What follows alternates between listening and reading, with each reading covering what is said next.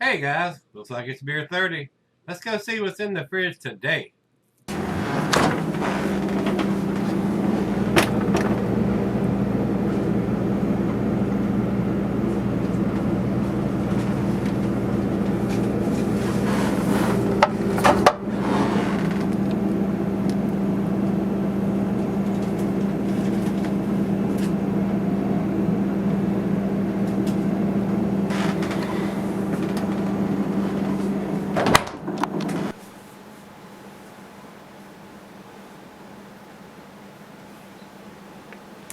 Hey everybody, welcome to Gregsbeerreviews today. Thanks so much for stopping by. I do appreciate it. Guys, today's beer, another Oozlefinch beer. This is their Sloshie. And guys, they've done a bunch of different versions of the Sloshie. This one is the Cranberry, Pineapple, Vanilla. And the head brewer there, Rachel Howard, is really gifted as far as making these sour ales very unique to me. I mean, they are very tasty, and I'm not a big sour ale kind of guy, so what got me into this kick was the Golden Shades review that I did of theirs a while back, and I've been trying to get my hands on everything that they produce that I can right now, and this is the next one that I picked up at the craft beer store. I don't know what the date is. It's got that standard QR code that takes you to the website where you can look at their beers or search for their beers. So I haven't done that yet, guys. So I don't know what the dating is on this. I will try to look that up and let you know when we come back for the final chug. And like I said, they did a bunch of different variations of this. And I've had several of them now, and some of them were world class. That Golden Shade blew me away. And some of them were really tasty. So, I mean, didn't blow my hair back or my socks off, but I enjoyed them. So, this is the next variation, and according to the can it says sour ale with cranberry puree, orange puree, pineapple puree, vanilla, and milk sugar, which is lactose. So it should have a nice sweetness to it, like a dessert type of sour beer. And they have it as a sour slash Berliner Weiss. Weiss would be a wheat beer, I think, if my mind hasn't faded off too far, and I don't see any evidence of that written on there, but they may have used wheat in the brewing process. It's not telling me what the malt was. So let's jump over. And of course, guys, these guys in Oozlefinch are located in historic Fort Monroe, Virginia. Been there, done that. Awesome guys and gals working there.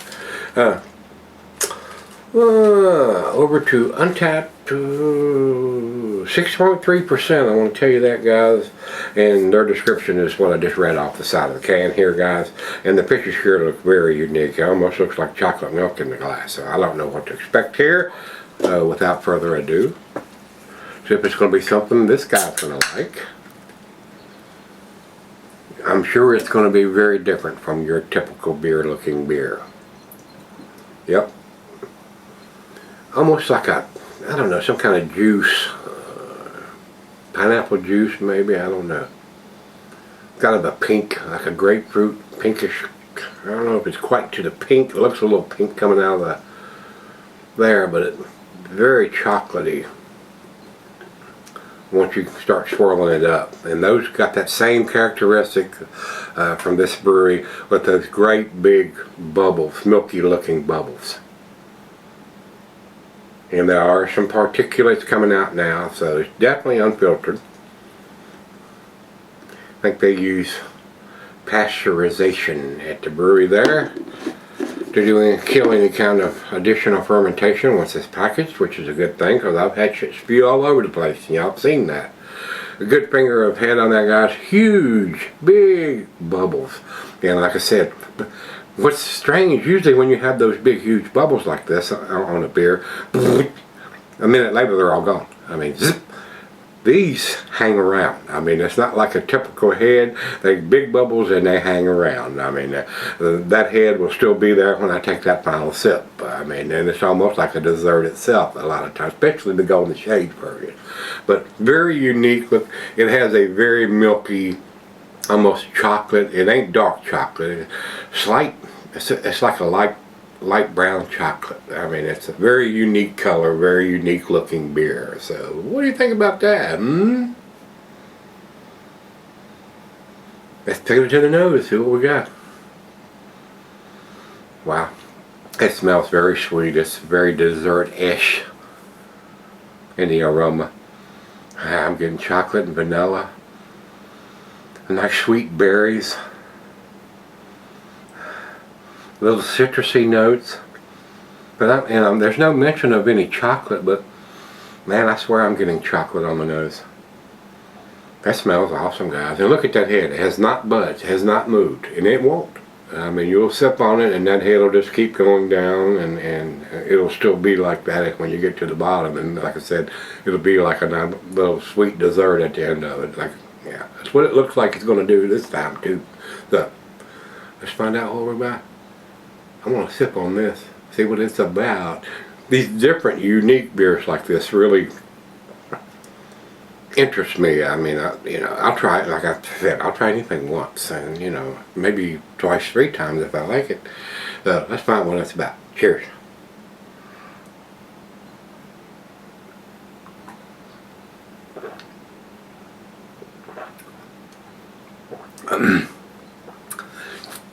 Little bit of tartness slash sour, not super sour, little tart.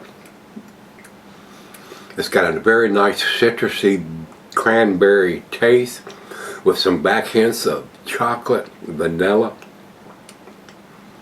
oranges. That's nice. That's very nice. It's not to the sweet chocolatiness of a dessert stout or something like that, but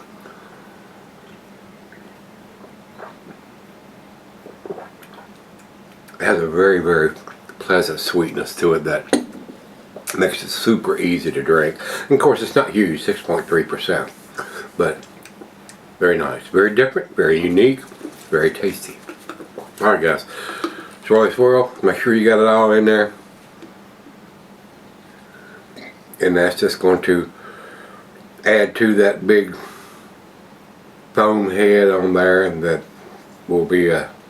And y'all see when I come back for the final chug. Like I said, I'll look up that dead code before I get back on camera and see if I can tell you when it was actually done for the cranberry version that I've got here. So let's go sip on it. Be right back. Alright guys, I'm back. Look at that glass. It has absolutely destroyed that glass with the foam lacing and stuff on there, guys. It's very tasty. It's got a nice tartness to it. I don't consider it sour. I mean, it's not sour to me. It's more tart than sour.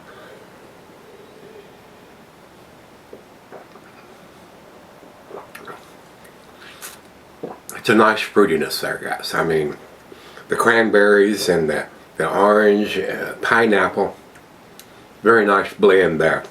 And then with vanilla and the lactose, gives it a nice vanilla sweetness on top of that. Very, very nice. And that, like I said, that foam head is sitting there on the top of that beer.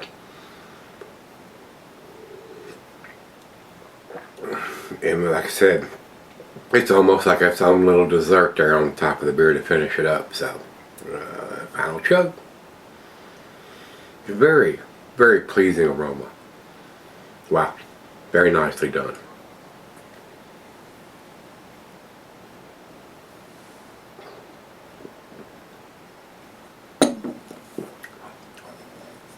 And that foam at the end is super nice. It's like a little dessert at the end of it, like a little pudding with the final chug there. So very nice, very impressive how Rachel was able to produce these beers. And I've not seen anything else look like that, smell like that, or taste like that. Very unique process they got going on there, and very unique tasting beers, guys.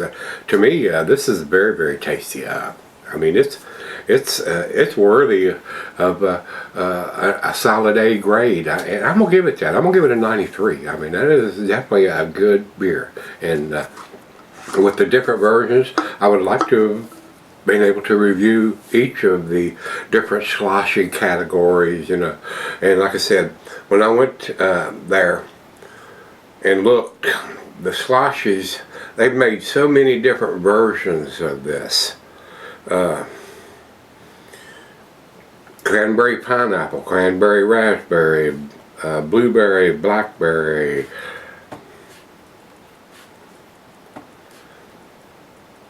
pineapple, kiwi, banana, orange, carrot, tangerine, kiwi, gooseberry, honeydew, melon. I mean, a lot of different variations of this particular beer. So I bet they're all really tasty. So, but that's only one of this series that I could get my hands on. So I enjoyed it, guys. Very, very tasty. And over to Beer Advocate. Only one person I think has commented on this. Yeah, one person has commented on it, and over to Untapped, they have it at 4.18, also into their A- category also. So, very tasty beer, guys. Very well done, very different, very unique, but still very, very enjoyable. So, if you've had the cranberry version of the Sloshie from Oozlefinch, let me know what you think. To meet again, let's go see what's in the fridge.